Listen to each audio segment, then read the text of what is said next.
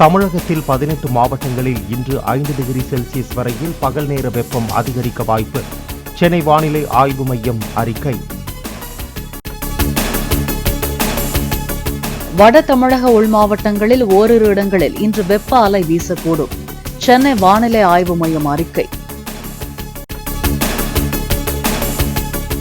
இந்தியாவின் கிழக்கு மற்றும் தெற்கு மாநிலங்களில் 5 நாட்களுக்கு வெப்ப அலை நீடிக்கும் என இந்திய வானிலை மையம் எச்சரிக்கை. அவசிய காரணத்திற்கு வெயிலில் செல்ல நேர்ந்தால் கையில் தண்ணீர் பாட்டில் வைத்திருக்கவும் அறிவுறுத்தல். இரண்டாவது கட்ட மக்களவைத் தேர்தலுக்கான பிரச்சாரம் ஓய்ந்தது. கேரளா, கர்நாடகா உள்ளிட்ட 13 மாநிலங்களில் உள்ள 89 தொகுதிகளில் நாளை வாக்குப்பதிவு. இந்தியா கூட்டணி வெற்றி பெற்றால் ஆண்டுக்கு ஒருவரை பிரதமராக்கும் பார்முலாவை தயார் செய்திருப்பதாக பிரதமர் மோடி தகவல். பிரதமர் நாற்காலியையும் ஏலத்துக்கு விட்டால் தேசம் என்னவாகும் என கேள்வி. பணக்காரர் ஒருவர் இருந்தால் அவரது சொத்தில் 45% குழந்தைகளுக்கு தந்துவிட்டு எஞ்சிய 55% அரசு எடுத்துக்கொள்ளும் வாரிசுரிமை வரி அமெரிக்காவில் உள்ளதைப் போல இந்தியாவில் கொண்டு வருவது பற்றி விவாதிக்க காங்கிரஸ் வெளிநாட்டு பிரிவு தலைவர் சாம் பெட்ரோடா கருத்து. தங்கள் முயற்சியால் ஈட்டும் செல்வம் தங்கள் குழந்தைகளுக்கு கிடைக்காது என்பதை இந்திய மக்களால் ஏற்றுக்கொள்ள முடியுமா என பிரதமர் மோடி கேள்வி.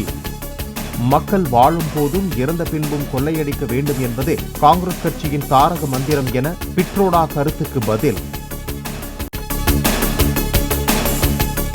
அமெரிக்காவில் கூட 6-7 மாகாணங்களில் தான் வாரிசுரிமை வரி இருப்பதாக அண்ணாமலை கருத்து. ஆட்சிக்கு வருவதற்கு முன்பாகவே மக்களின் சொத்துக்களை கைப்பற்றும் காங்கிரசின் திட்டம் வெளிப்பட்டு விட்டதாக வயநாடு பிரச்சாரத்துக்கிடையே பேட்டி.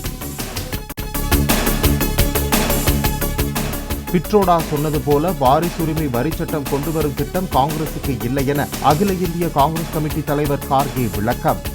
பிட்ரோடா கூறியது அவரது தனிப்பட்ட கருத்து என்றும் கட்சியின் நிலைப்பாடு அல்ல என்றும் காங்கிரஸ் விளக்கம்.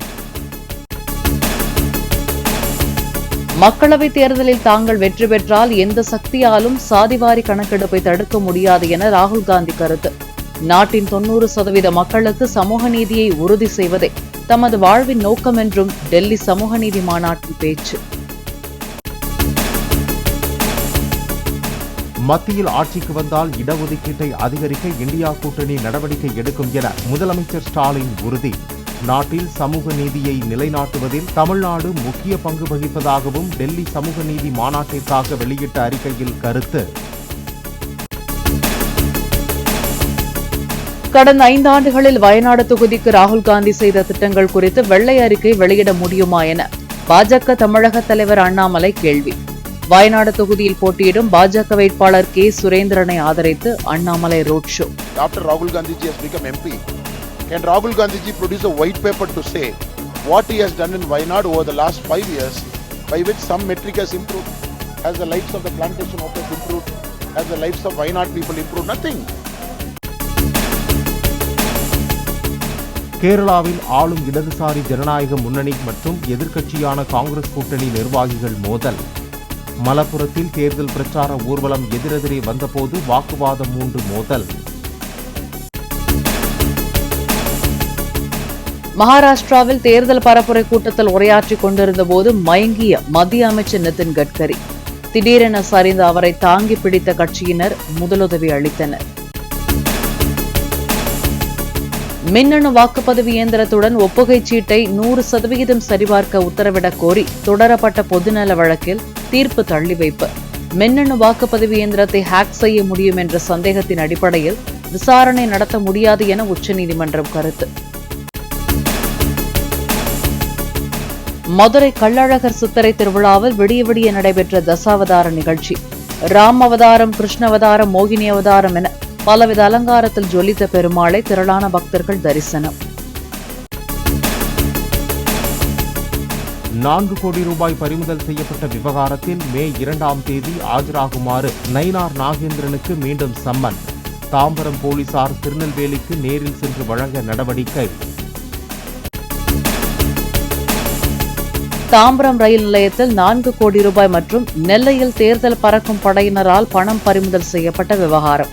அமலாக்கத்துறை விசாரணை நடத்த கோரி சுயேட்சை வேட்பாளர் தாக்கல் செய்த மனுவை தள்ளுபடி செய்து உயர்நீதிமன்றம் உத்தரவு. 150 கிலோவாக இருந்த உடல் எடையை குறைக்க சென்னை தனியார் மருத்துவமனையில் கொழுப்பு நீக்க அறுவை சிகிச்சை செய்த 26 வயது புதுச்சேரி இளைஞர் திடீர் மரணம். முறையான சிகிச்சை அளிக்காததே இறப்புக்கு காரணம் என்று பெற்றோர் குற்றச்சாட்டு. IPL கிரிக்கெட் போட்டியில் டெல்லி கேபிட்டல்ஸ் அணி வெற்றி. ரிஷப் பந்தின் அதிரடி ஆட்டத்தால் 4 ரன்கள் வித்தியாசத்தில் குஜராத்தை வீழ்த்தியது.